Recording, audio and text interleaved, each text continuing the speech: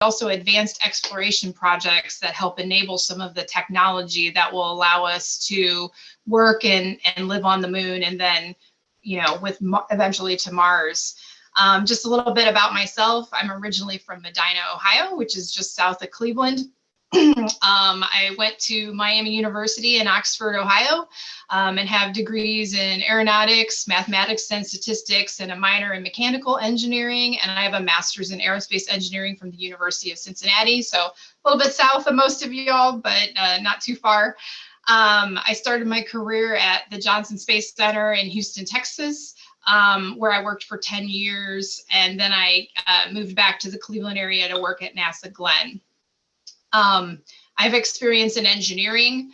I've trained astronauts, cosmonauts, and flight controllers about the International Space Station systems. I've worked on the International Space Station program and the Orion program. And I also worked on Capitol Hill, where I worked for a senator for a year, and as an aerospace and manufacturing expert in his office. So one of my favorite projects that I ever worked on was my previous job, where I was in charge of testing the Orion crew and service module, which is, as I was mentioning, the spacecraft that'll take humans to the moon. So we have a very large test facility in Sandusky, Ohio. A lot of you probably know that area for Cedar Point.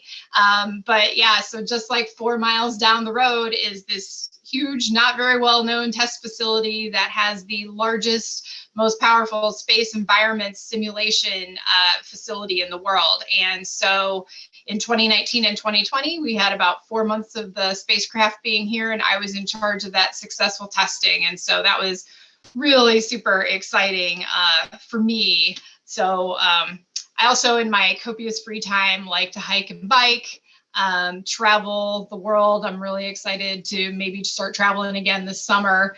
And I also have 2 kitties, one of whom likes to hang out behind me. So I think you probably see her up here. She likes to be on camera. So every now and then you'll see her make a cameo. So with that, that is me. And I would like to go ahead and have our panelists introduce themselves. So let's start with Stacey Paul. Good morning, everyone. I'm so glad that you all were able to join us today for this great Women of Aerospace event. My name is Stacey Paul, and I am an aerospace engineer and also the CEO of a company called Array of Engineers, and we're located in Grand Rapids, Michigan. And I've worked in the aerospace industry for well over 20 years now, ranging from all different types of projects, from the manned spaceflight program at JSC to modern commercial aircraft. Another thing about me is that I grew up in northern Michigan in a small town called Johannesburg. So I'm not sure if some of you guys know of that place. But growing up in Johannesburg, in the rural town that it was, it really helped me find my love of exploring and creativity and the night sky. And that's really where I got my initial passion for aerospace. So I'm so glad for all of you guys to join us today, and I look forward to talking to you all more. All right, thanks, Stacey. Next, let's have Molly Shelton introduce herself. Hey, everybody. Good morning. I'm Molly Shelton. I'm a power systems engineer at NASA Jet Propulsion Lab over here in Pasadena, California. So it's a little bit early, but we'll try. I've got my coffee ready. So a little bit of background. I am a first alum. I graduated from college with a degree in physics and dance. And I've been at JPL since, so I'm coming up on 5 years in a couple of days. I've been so lucky to work on an array of things, everything from operations. When I first started, I was put on the Dawn spacecraft, which was orbiting 2 different celestial bodies. Super, super cool. And I was also very young, so that was just like ridiculous. And then most recently I worked on the Mars rover. I worked on one of the instruments called Sherlock, which is, well, we'll talk about that a little bit later. But yeah, first, I'm so grateful to be here and to be on this panel, because FIRST is the reason that I'm in science. So I'm very happy to talk to y'all. Thanks, Molly. Let's see, next, Nora, how about you introduce yourself?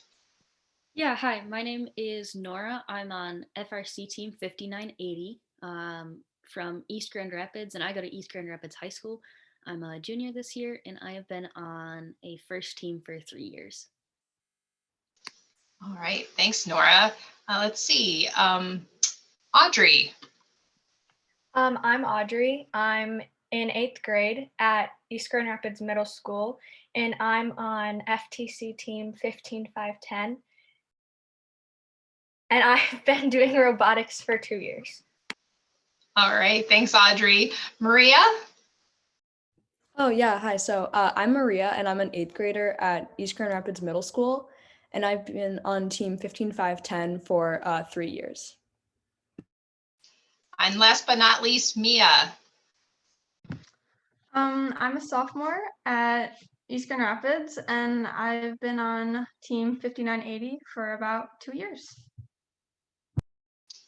I love having all of our ladies who are on the FIRST teams. It's awesome. Okay, so we're gonna go around and do I'm gonna ask a few questions of our panelists, and I think that you will have time as well to post questions to us to answer toward the end. So let's see, let's get started. So Stacy, I saw from your bio that you and I share a common job in our backgrounds. We both worked in mission operations at NASA Johnson Space Center. Can you tell us a little bit about your work that you did there? Yeah. So right after I got out of college, so I don't think I said I went to Embry-Riddle Aeronautical University in Florida. And so right after college, I worked at JSC, and I worked in a group called Day of Launch. And so what our job is for girls that don't know, so in Houston, that's where you have your engineers who are working on different flights that are happening, the mission control area, and then the launches take place in Florida. And so they would launch these really, really big balloons called weather balloons, and they would launch them in Florida at the Cape. And we would be in Houston, and we would collect the data that these weather balloons would send to us. There were a lot of environmental data. So we would collect that environmental data, and we would analyze it and determine the trajectory of the space shuttle. And so the trajectory is the path that the shuttle would take from the launch, where it would launch in Florida, up to the spot up in the atmosphere that it was going to, whether it was trying to get to the Hubble, or it was trying to get to the International Space Station, or if it was just trying to get into orbit. And so we were part of the team that would determine the trajectory, and then also if it was going to launch or if it wasn't going to launch. So there's lots and lots of people that are a part of that. And there's called backroom support, and then the mission control. And that was a super exciting time for me. I think of it now as how you guys, if you're a part of your first robotics competitions, like that excitement that you have when you're standing out there, your robot has a match. That's like what it's like when you're with a launch. You're in the back room with your team, and it's an exciting time, and there's a lot of emotions going. So it's very similar to what you guys do in FIRST Robotics in that way. That is very cool. So on my side of that, so I was in charge of training the people. So I was running a simulator most of the time, and we would train people to get ready for those days of launch, right? So, I'd run the simulator, and I'd put malfunctions in and things like that, and then test out their knowledge and their procedures. So if anything happened on the day of launch, they were ready. So I'm sure, Stacy, you probably encountered some systems instructors over your years there, like me, and we can sometimes be a little mean, but we do it so everybody is really well prepared just in case anything happens. That's great. Let's go to Molly. So Molly, tell us a little bit what it means to be a power systems designer. Do you work on solar cells or batteries or whole systems? Like, tell us about that. Yeah. So it's funny because actually one of the first tasks when I started at JPL was I had to take some of that weather balloon data. We had some solar cells in our solar sim, and I had to like put them into this fixture to create a calibration plate. So crazy, we're all related. Yeah, so as a power systems engineer, what I do is I work on the interfaces. It's probably the best way to think about it. So when you're building any system, right? Like when you're building a robot, when you're building anything, you need to know if you have a chassis, how many wheels do you need on it? Do you need wheels? Do you need a battery? How does the power get to where you're going? And that's what systems engineers do. They kind of, we call it defining requirements. And then, on the front end, you say, okay, this is what we need the system to be. These are all the rules that we have to follow, what your voltages have to be, what current you have to pass, that kind of stuff. And then at the end, so after the designers go through and they put together this beautiful electronics board, then we get to go through and make sure that they actually met all of those requirements. So we get to like start and finish, get to build a whole architecture. So yeah, I do everything. I started in solar cells. I started in testing solar cells, which is what I did in college. And now I'm doing like system architecture. I love that. So part of my background is as a systems engineer as well, but for a vehicle, right? And I always tell people that systems engineering is making sure that all the systems play well together, because you get an expert in one area and they want to optimize their one area, right? The best it can possibly be, but it may not talk appropriately or work appropriately with the system next to it, right? And so that's exactly what you were talking about, like writing requirements and making sure the integration is done and then getting to test it, which is, I think, the funnest part. So thanks for that. Okay, so over to our students. So I want to hear from each of you. Let's talk about what's your favorite subject in school. Let's start there. And in any order. I can call on you if you want or jump in. I can jump in. My favorite subject in school is actually social studies. But what I've found through first is there's kind of like in like our program, like my favorite subject is social studies, and we had like the opportunity to do like some international outreach. So there was kind of like a social studies like component that like I didn't know about. And then our engineering notebook is kind of like an English component, which is like my second favorite subject. And then we obviously have like the math and science portion of like the actual robot. So that was kind of cool. I love that because I think that's true with all engineering. We have to be able to articulate our ideas. We could have the greatest engineering solution in the world, but if we can't communicate it to someone else, whether it be our managers or the international community, I think that's really important what you just pointed out. Let's see, who else? Favorite subjects? Yeah, I think my favorite subject in school has to be math. Not only because I just think it's really interesting, but I also like how it's very like integrated into other subjects. So even in like sciences and in English and pretty much any other subject that you're studying, there's some sort of like math that's involved, and it's really helpful for robotics and building a robot and things like that. Yeah, the universal language of math, right? All right, who else? My favorite subject is always like usually something with science. And this year I'm taking honors physics, which is a high school class. But I love physics so much because because some could argue it's like more math than it is science, but I like how there's like many subjects within it. Science is usually my favorite. Awesome. All right, who's left? I'm sorry, I'm just squinting at your little pictures here. Mia, Yeah. Is that you? All right. I would have to agree that my favorite subject is science. Right now I'm taking chemistry, but I think my favorite class that I've taken so far would have to be physics. I've just really found it like super interesting, and I've used a lot of the engineering process in first, and I really like to like use those skills, and I just thought it was super interesting. Yeah, you guys probably see physics everywhere now, right? You see it in action everywhere, which I think is one of the coolest things about it. All right, let's see. Let's go back to Stacy. Stacy, I love the concept behind the array of engineers and bringing more aerospace work to your home state. So what made you decide to start your own company? What was the hardest thing about it, and what was the best thing about it? Oh, that's great. So the reason we started Array of Engineers, the biggest thing is I loved seeing people reach their highest potential, whether it's personally or professionally, both actually. And so I just wanted to be able to be a part of that and help people, really encourage them and lift them up to become the best person that they could.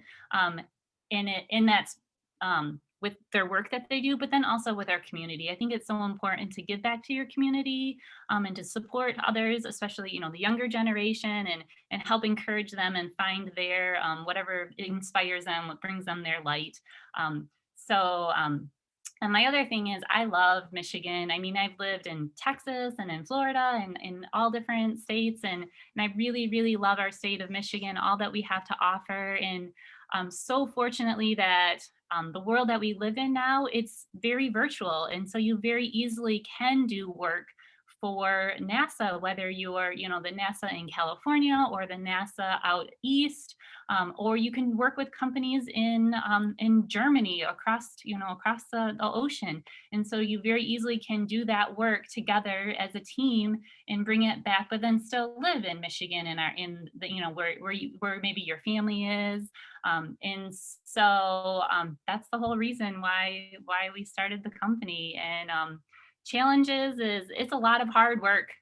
Just like with robotics, it's a lot of hard work. I'm sure you all have late nights, especially right before a competition, when something might not have worked out the way you might have thought that it was going to. And so you might have to be working on something till the wee hours of the night, and then you have to get up early and go to your competition. It's the same sort of thing. It just takes a lot of hard work and a lot of grit, and a lot of determination. But just with anything, that if you truly believe in it and you work really hard towards it, then it will happen. And the best thing about it is when things just like that, when you have hard work and determination, you have a team of people that are working together collaboratively on a project, and it works out. And there's, yes, of course, there's things that happen and tweaks that happen, but you learn from those mistakes and you grow from them. And just having a team and seeing our team grow and being able to be a part of First Robotics, sponsoring them. And those are all my favorite highlights of what we do as a company. That's awesome. And I'm going to dovetail off of something you said and put in a little plug here for everyone. So I think a lot of the professional women on this call really believe in outreach and mentoring. And I know I do a lot of mentoring with especially female college students and high school students who are in engineering and STEM curriculums. So as everyone grows in your career, please, first of all, have a mentor, and do, reach back and help other women and girls who are coming up in the STEM fields, because I think it's really important.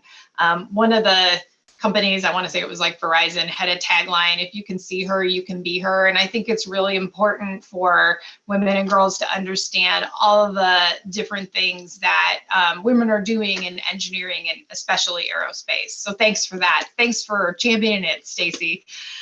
Let's see, Molly, let's go back to your career. I think you might have mentioned this a little bit before, but what would you say your favorite mission that you ever worked on was? I really love all of them. I haven't worked on that many. I'm only 5 years in, but I think probably the one where I'm the most connected to is Sherlock. So Sherlock is one of the instruments that just landed on Mars. It's been taking a lot of pictures, and it's doing great. I was put on it when I was 2 years in to JPL. It was my first actual system engineering job.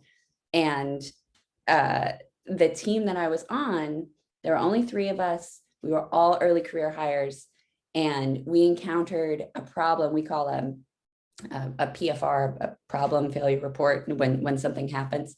And so we encountered this PFR that just wrecked us. Like, it took years to get through this problem. And through that, not only did I get to know how JPL works and a little bit more about like the engineering process, but also, you know, got to really get to know this instrument. And so the first time that it turned on and it took a picture, I was a mess. I was a complete mess. I was bawling forever. So that's probably my favorite so far. That's awesome. Yeah, there's so much. I think there's so much for the projects that just don't go well at first. And, you know, when you're in it, you're just thinking, oh my gosh, is this ever going to work? This is the hardest thing I've ever done.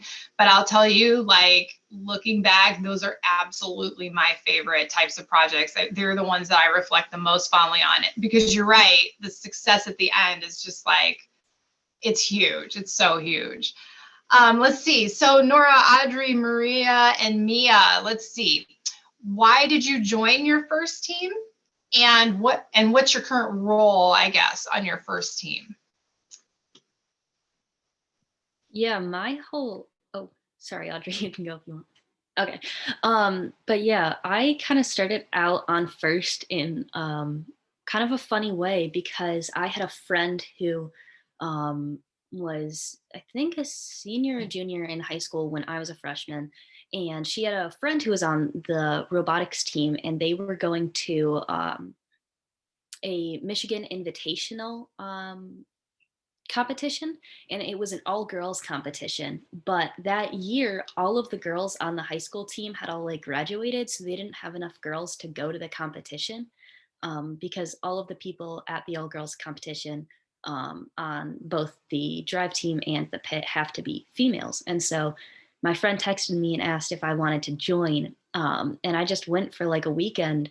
And I think it was actually just a day. And I went to this competition and I just loved it. I loved like fixing the robot. I loved driving the robot. Everything at the competition was just so much fun. And so I just decided to start showing up to the meetings, and I just fell in love with first and with robotics.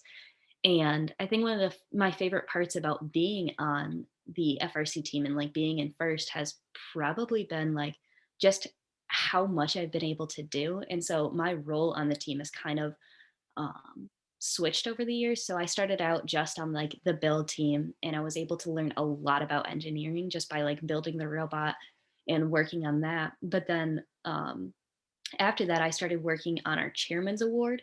And so within first, you have like a lot of awards that you have to submit. And so with the chairman's award, I started out the first year that we submitted our chairman's award with just like writing our essays and our submissions, which helped me a lot with like writing it and also presenting to other people. But then I started working with outreach too. And so now I'm working a lot with like younger students. So I'm coaching an elementary school robotics team too. So I've really been able to do a lot with our team. And so right now I'm still working on the chairman's award. I'm still working on building, and I'm still working on outreach, which is a lot of fun. That's awesome. So, Nora, I've been a blue shirt judge for probably 14 years now, and I've been doing the regional chairman's judging for the last several years. So I'm always so impressed by all of the presentations and the packages that come in. It's really an incredible effort to pull all that together. So kudos to all you who work on those. Let's see who else. Who do we want to go to next? I can go. So when I was in 6th grade, our school offers this like STEM-based elective. And so the teacher who taught that class was also the coach of like one of the science Olympiad events that I did. And I didn't even like know there was a first a first team at our school. But he told me about like the first team, and he said that like he thought that I would like it, or like I would be a good fit for the team. And like I wasn't really sure, like I kind of didn't want to at first, but he like kind of pushed me into it. And then I started going to the meetings, and I ended up really liking it. And then, so like in 7th grade when I started, I like didn't really know what was going on. So I kind of helped to do like the engineering notebook, or like the documenting like the process of everything that our team was doing, like all the outreach. And I went to a lot of outreach because like I thought that was super fun. And then this year, I was the project manager. So I helped to make sure that everybody on our team had like a job to do, that they liked to do and that they wanted to do. But I still got to participate in like all the other elements of FIRST that I love so much. That's awesome. So you had like a really nice growth over the last few years with getting your arms around everything that the team does. Very cool. All right, Maria? Yeah, sure. So my sister is a few years older than me, and she joined the team when she was in middle school, and I learned about it from her. And I kind of just went because I was her younger sister. I wasn't really sure about it, kind of like what Audrey said. But I found that there was like a place for me with like attending outreach and writing about like our robot and how our team's doing. And like that's like my favorite part about robotics, basically like making connections and things like that. Awesome. Awesome. Yes. Mia? So I've always had this like interest in STEM, and it kind of started out with Science Olympiad. And when I was in 8th grade, the high school was trying to recruit more people for their team. And they brought in this robot to one of my classes. And I'm like, this is the coolest thing ever. Like a bunch of high schoolers built this robot. I'm like, well, I want to be part of it. So my freshman year, I was talking to Nora about it, and she kind of recruited me in. And I've just been doing a lot of the build team and engineering my freshman year, and a little bit of outreach to like local businesses trying to get sponsors. And then this year, I actually started coaching an elementary school team, which I found was really fun. And I've just been, you know, helping out with outreach and building a lot. So, yep. Awesome. Awesome. Okay, let's see. Back to Stacy. How did you decide to volunteer with FIRST, and what's one of your favorite things about working with FIRST teams? Okay, so my oldest daughter was in 6th grade, and well, first growing up in northern Michigan, there wasn't any activities that like STEM activities, whether it's Science Olympiad or FIRST Robotics. There was sports. You had track, you had basketball, and you had football. Those were your options in school. And so I just feel super strongly about being able to give kids a vast array of choices on what they might want to be interested in. And so I always encourage my girls to try different things, touch on different things. And so when my daughter went to middle school, we encouraged her to do Science Olympiad, and she really enjoyed that part of it. And then for when we had first heard about robotics, FIRST Robotics, we started, we're like, that would be a great program to bring to the school and to help kids with. And so we slowly got into it. And then, gosh, that was like five years ago now. And I feel like every year, especially at the beginning, it was a steep learning curve with everything that you had to figure out to help the students. But like every year that we got more into it, the more I loved the program. I love every aspect of it because as my students, Audrey and Maria will say, like, it's more than just about the robot. Like FIRST is more than just about building this robot or coding this robot. As you have heard from all four of these students, it's about the outreach that you do. It's about the connections that you do with your community. It's about inspiring younger kids to get into STEM. It's about public speaking. It's about technical report writing. So all of those aspects, I've seen kids, Audrey and Maria come, be 7th and 6th graders and be, then growing into these amazing mentors who are leading our team. And I think about like what they're going to do when they get older and who they're going to become. And I'm overwhelmed with excitement about that. So yeah, everybody, I very highly encourage them to get a part of a team because it's such a great experience. Yeah, awesome. Yeah, I always love seeing it. I mean, I see it from the judge's angle, right? But I know the first year that I went, it just blew me away. I walked into Cleveland State's basketball arena and I was like, oh my gosh, everyone was screaming. There was like music. I was like, this is crazy, right? And then I watched all the students interact with each other, and I love that they practice the gracious professionalism. That's probably my favorite thing, that even in a competition, they are all helping each other out inside of their team and between all the teams. So I just love that that's such a key component of all of it. Thanks, Stacy. So Molly, a couple of questions here. So how did being a member of FIRST help shape your career? And tell us if you still volunteer with FIRST, or, you know, what other sorts of things you do in your free time too. Yeah. So first, like joining FIRST, I'd heard about it. But when I was in middle school, was the first time I heard about it. I really had no idea that I wanted to go into STEM. Like, honestly, I had no idea. I knew I loved math. I've loved math since forever.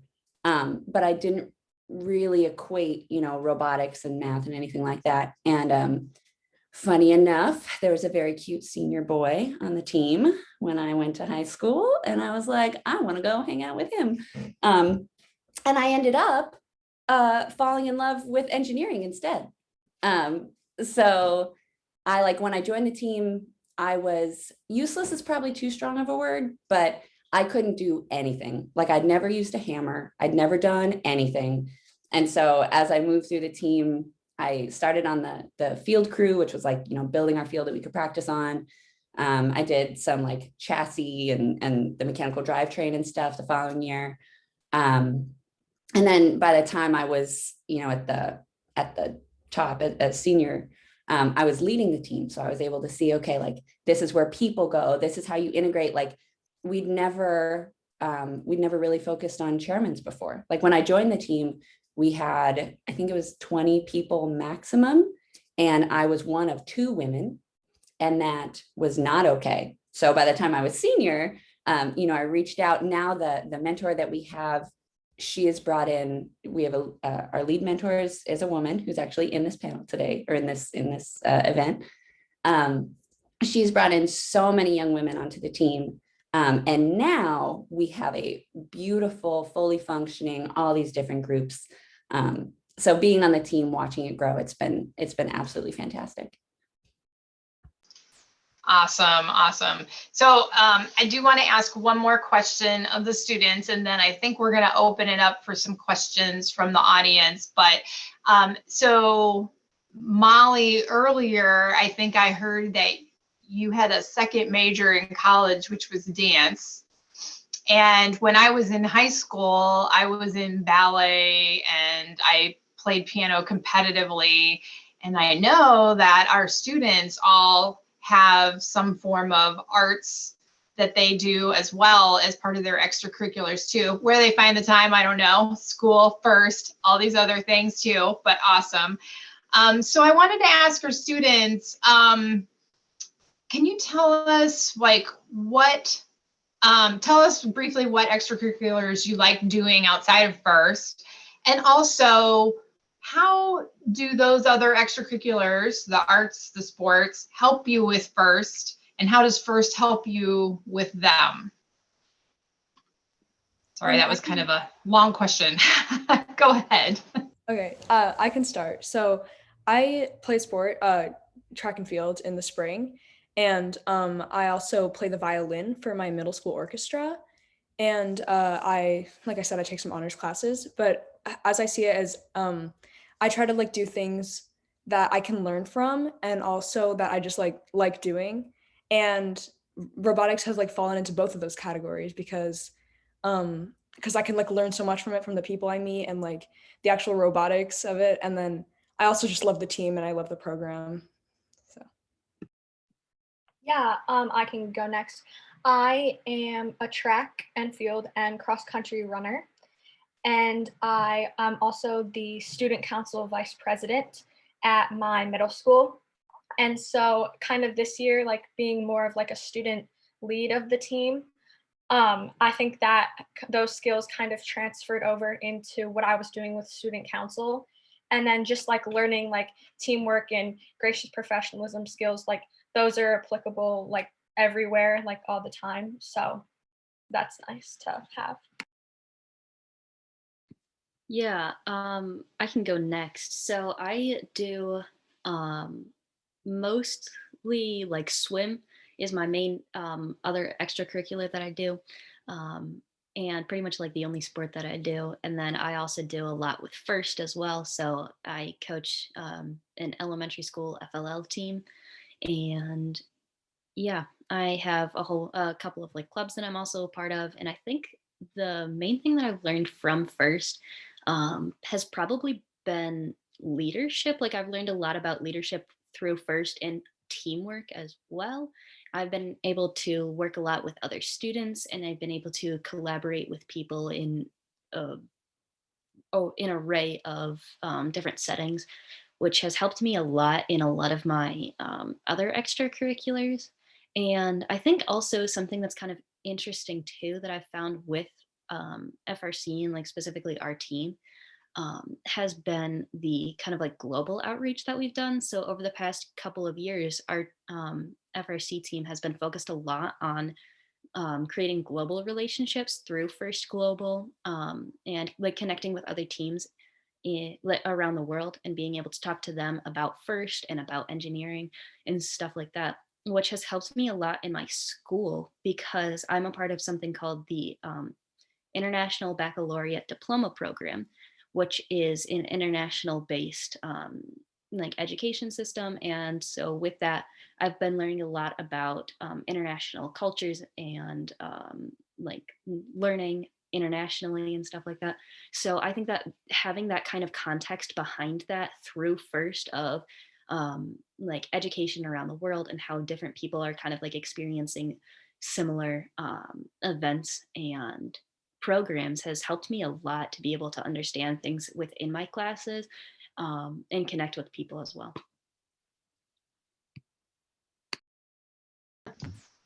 Well, I guess that leaves me.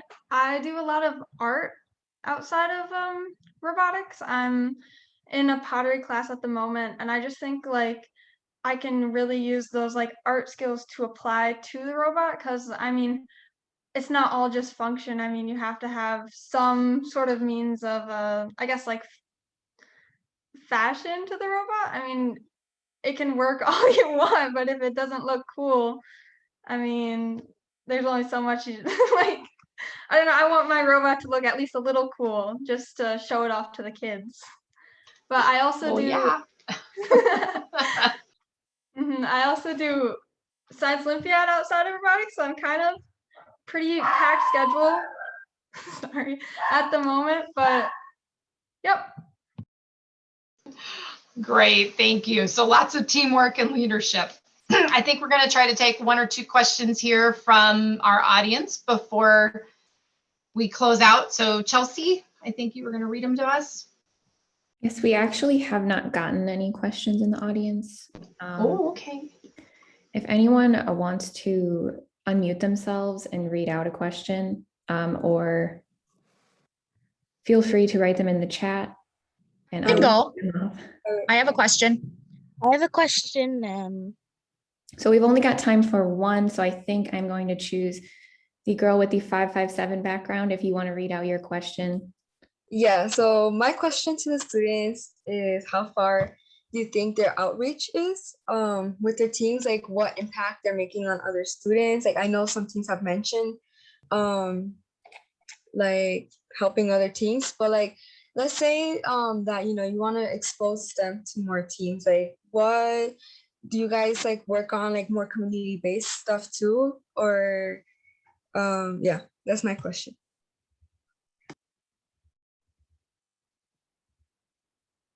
So when we did some outreach with some countries in Africa, And so when we did this, we like kind of compared, because we do like, they're in a program called First Global, and we're in like First Tech Challenge. So it's under like the same kind of umbrella. It's under the same, kind of thing.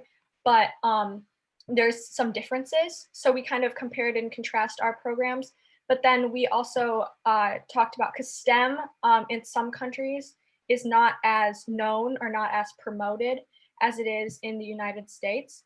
And so we kind of talked about them, about ways we get sponsorships and ways, we can do outreach. And so we kind of try to help them, or like there was one team, like we helped with like some of their coding, like we sent them more like resources. So we just kind of try to find like an area where, a team could use some help, and then we try to come in and fill that hole.